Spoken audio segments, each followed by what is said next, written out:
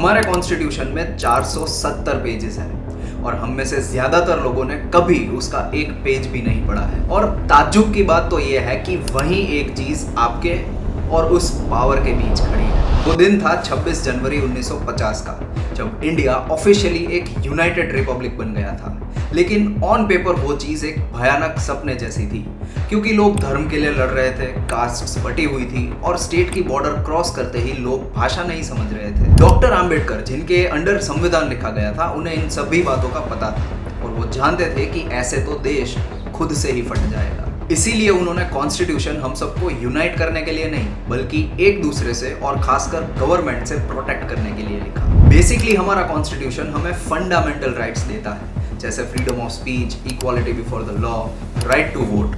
और ये चीजें कोई रिक्वेस्ट या प्रिविलेजेस नहीं है, ये गारंटीज है, जिसका मतलब है कि गवर्नमेंट इन्हें नहीं छू सकती। जैसे एक दलित लड़का किसी भी क्लासरूम में बैठ सकता है, एक मुस्लिम भी अपना धर्म अच्छे से प्रैक्टिस कर सकता है और एक महिला को भी जमीन खरीदने का अधिकार है।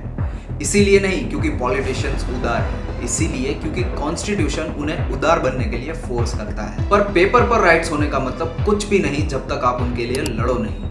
कॉन्स्टिट्यूशन एक टूल जरूर है, लेकिन तब तक जब तक आपको पता है कि उसे यूज कैसे करना है। इससे ये पता चलता है कि कॉन्स्टिट्यूशन हमारे लीडर्स से मिली कोई गिफ्ट नहीं है, ये पावर का एक कॉन्ट्रैक्ट है जो कहता है कि गवर्नमेंट आपके लिए काम करती है, आपको आंसरेबल है और आपसे डरती है, एटलीस्ट ऑन पेपर। तो अगली बार कोई आपको चुप रहने को कहे या इनजस्टिस सहने को कहे तो याद रखना कि कॉन्स्टिट्यूशन उनसे डिसएग्री करता है और वो उनके आर्ग्यूमेंट से पुराना है। दिस इज कॉर्विया decoding how the world really works.